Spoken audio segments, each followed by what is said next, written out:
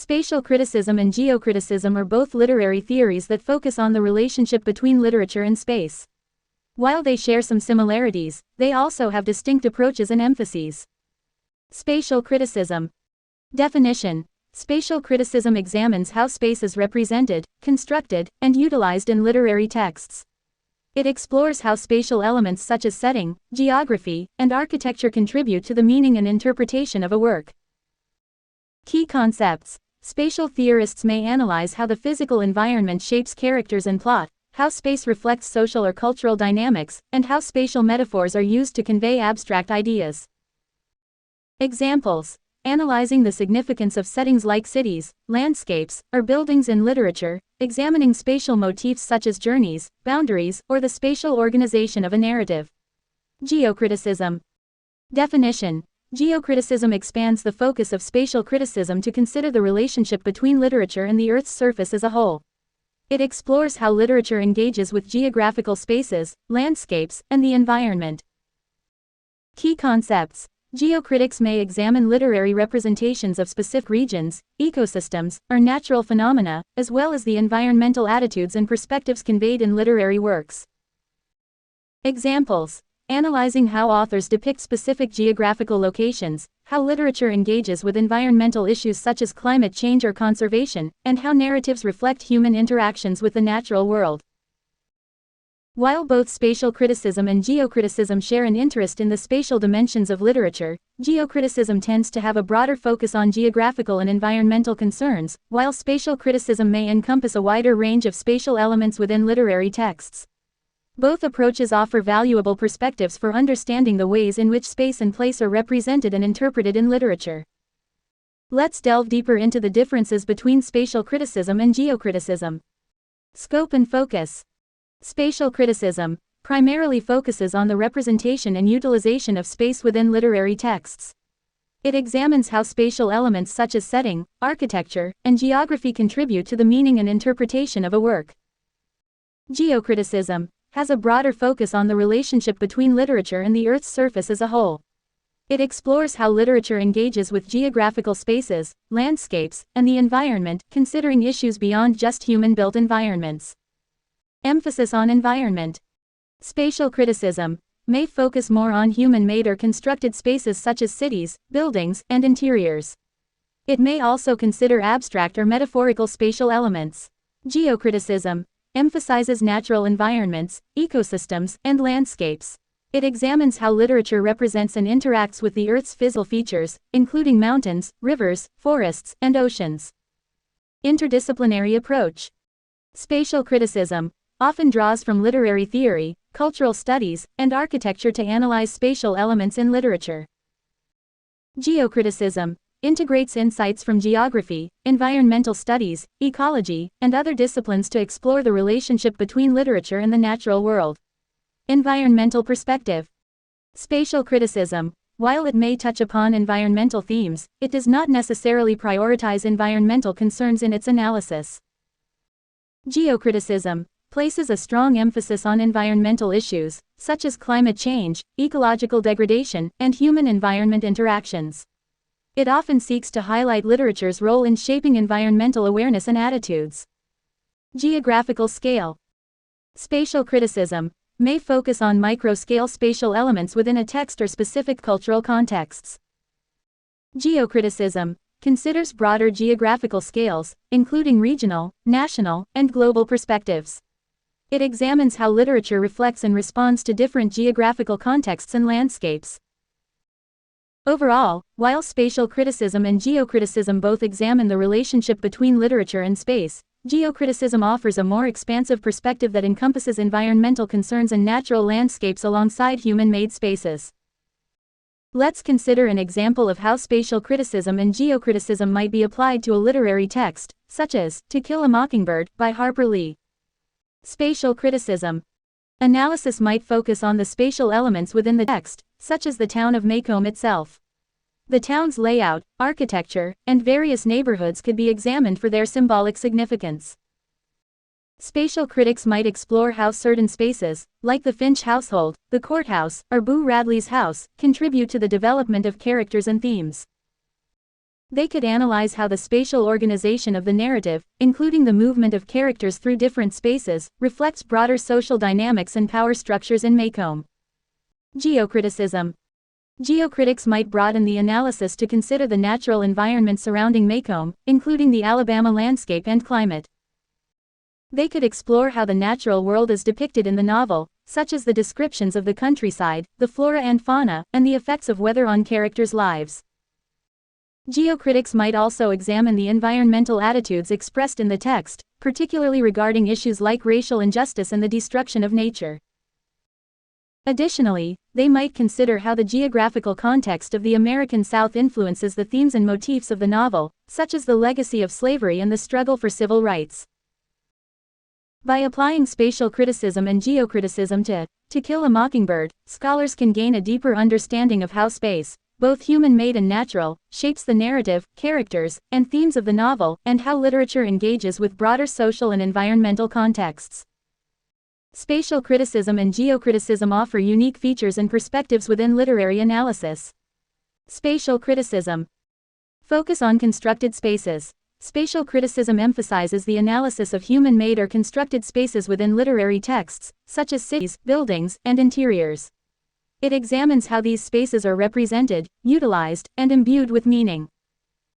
Interdisciplinary approach. It often draws from disciplines such as architecture, urban studies, and cultural geography to enrich its analysis of spatial elements in literature. Exploration of abstract spaces.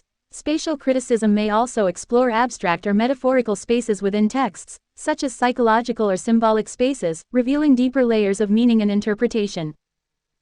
Emphasis on social dynamics. It examines how spatial arrangements reflect and shape social relationships, power dynamics, and cultural values within a narrative. Geocriticism. Focus on natural environments. Geocriticism emphasizes the analysis of natural environments, landscapes, and ecosystems within literary texts, exploring the relationship between literature and the Earth's physical features. Environmental perspective. It places a strong emphasis on environmental issues, such as climate change, ecological degradation, and human-environment interactions, seeking to highlight literature's role in shaping environmental awareness and attitudes. Integration of environmental disciplines. Geocriticism integrates insights from disciplines such as geography, environmental studies, and ecology to explore the representation of natural spaces and environmental themes in literature. Broader geographical scale. It considers broader geographical scales, including regional, national, and global perspectives, and examines how literature reflects and responds to different geographical contexts and landscapes. In summary, while spatial criticism focuses on the analysis of human-made spaces and social dynamics within literary texts, geocriticism expands this focus to consider the representation of natural environments and environmental issues, offering a broader perspective that integrates insights from environmental disciplines. Both approaches offer unique features and perspectives that contribute to a deeper understanding of the relationship between literature and space. Both spatial criticism and geocriticism are significant and relevant approaches within literary studies, offering unique insights and contributions to our understanding of literature and its relationship with space and place. Here's a breakdown of their relevance, significance, impact, and contributions. Relevance. Contemporary issues. Both spatial criticism and geocriticism are relevant in today's world, where discussions about space, place, and the environment are increasingly prominent. They provide frameworks for analyzing how literature engages with and reflects contemporary spatial and environmental concerns. Interdisciplinary connections. Their interdisciplinary nature allows them to connect with a wide range of fields beyond literary studies, including architecture, geography, environmental studies, urban planning, and cultural studies. This interdisciplinary relevance ensures that their insights are applicable across various academic and professional domains. Significance.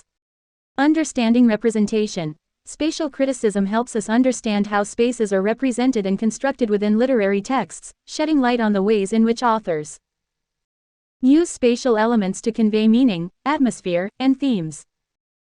Environmental awareness. Geocriticism brings attention to environmental issues and fosters environmental awareness by examining how literature reflects human interactions with the natural world, the impacts of environmental degradation, and the importance of ecological conservation. Impact. Scholarly research. Both spatial criticism and geocriticism have influenced scholarly research by providing analytical frameworks for studying spatial and environmental dimensions of literature. They have inspired numerous studies and academic publications across various literary genres and historical periods. Pedagogical tools. These approaches also serve as valuable pedagogical tools for teaching literature, helping students develop critical thinking skills by analyzing how space and place shape narrative, character development, and thematic concerns. Contribution. Insights into literary texts. Spatial criticism and geocriticism contribute nuanced insights into literary texts by revealing how spatial and environmental elements enrich our understanding of characters, plot dynamics, and thematic concerns. Environmental advocacy. Geocriticism contributes to environmental advocacy by fostering a deeper understanding of the interconnectedness between literature, culture, and the environment, thereby inspiring action and advocacy for environmental conservation and sustainability. In summary, spatial criticism and geocriticism play vital roles in advancing literary studies, offering valuable perspectives on the relationship between literature, space, and the environment.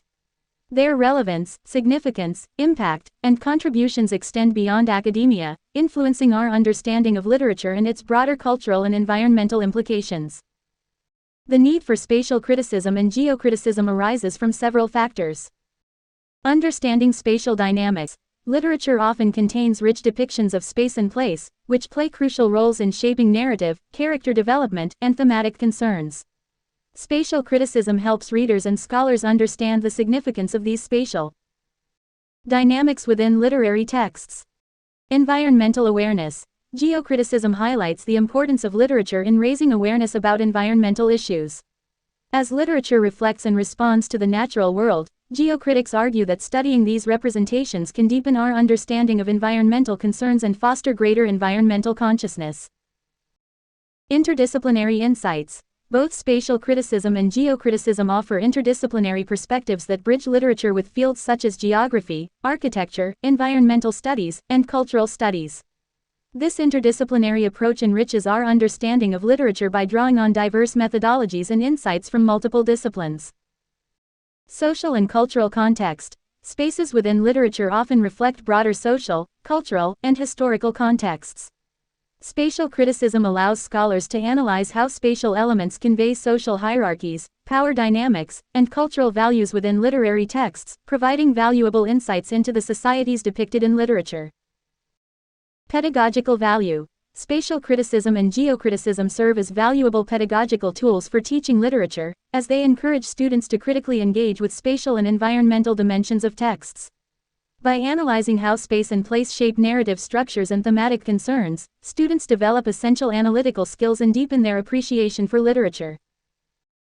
Overall, the need for spatial criticism and geocriticism lies in their ability to enrich our understanding of literature by highlighting the significance of space, place, and the environment within literary texts and their broader cultural contexts. These approaches offer valuable insights that contribute to both scholarly research and the appreciation of literature as a reflection of human experiences and environments. In a pragmatic context, spatial criticism and geocriticism offer several benefits and applications. Urban planning and design. Spatial criticism can inform urban planners and designers about the social and cultural implications of built environments. By analyzing how literature represents cities, neighborhoods, and architectural spaces, planners can gain insights into the needs and preferences of communities, facilitating more responsive and inclusive urban design. Tourism and cultural heritage. Geocriticism can contribute to tourism development and cultural heritage preservation by examining how literature represents landscapes, historical sites, and cultural landmarks.